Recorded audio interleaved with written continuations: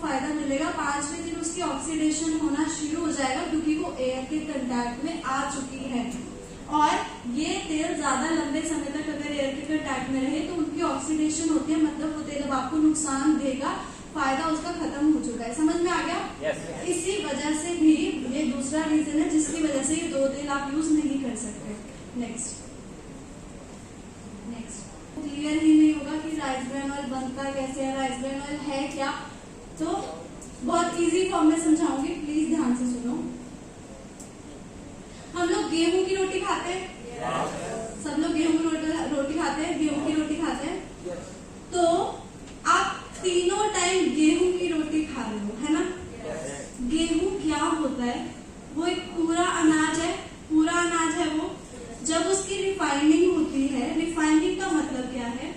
जब उसकी सबसे बाहर वाली लेयर होती है, सबसे बाहर वाली भूरे रंग की लेयर होती है, जो जिसको ब्रैन कहते हैं, उसको ब्रैन बोला जाता है, चोकर भी बोलते हैं उसको।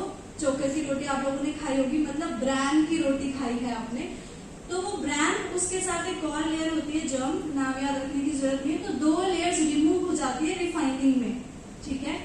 रिफाइनिंग के बाद वही गेहूं बनता है मैदा, ठीक है? गेहूं से ही मैदा बनता है जब गेहूं की रिफाइनिंग होती है। तो ये चीज समझ में आई? yes. अब हम चलते हैं राइस पे। ब्राउन राइस के बारे में मुझे पता है यहाँ बहुत लोगों को पता नहीं होगा।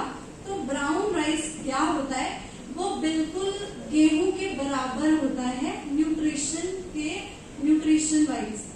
तो क्या होता है? एक तो गेहूं है, उसी तरीके से होता है चावल।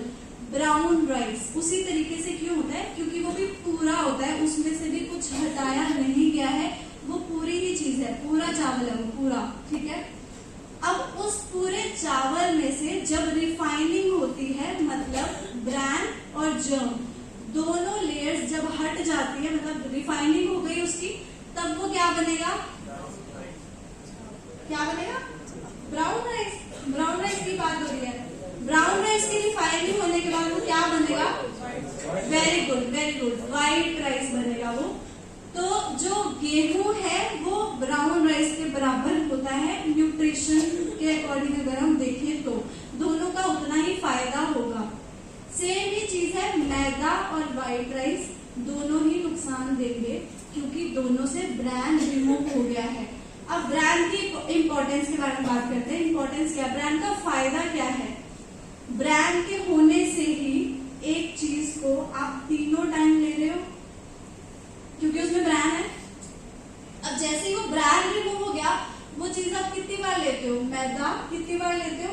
महीने में 2 बार। व्हाइट राइस की मैं बात इसलिए नहीं कर रही हूँ यहाँ पे क्योंकि हम लोग व्हाइट राइस बिल्कुल लेते हैं, आप लोग लेते हो, बट आप लोग हमेशा व्हाइट राइस दाल के साथ लेते हो। तो जो व्हाइट राइस में कमी होती है उसको दाल पूरी कर देता है।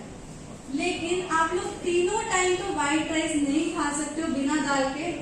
खाओगे तो मैं बोल रही हूँ आपको नुकसान होगा, फायदा नहीं होगा। तीनों टाइम अगर आप सिर्फ और सिर्फ सफेद चावल खाओगे, साथ में कुछ नहीं लोगे, तो इसी वजह से खिचड़ी भी कॉम्बिनेशन बना है क्योंकि वो आपके लिए हेल्दी, क्योंकि उसमें ज्यादा दाल डाली जाती है और थोड़े से चावल। समझ पा रहे हो मैं क्या बोल रही हूँ? ब्रांड की इंपॉर्टेंस समझ में आ रही है? ब्रांड के होने से ही आप वो चीज तीनों टाइम ले पाते हो। ब्रांड के रिमूव होते ही वो चीज आप महीने में 2 बार ले रहे हो।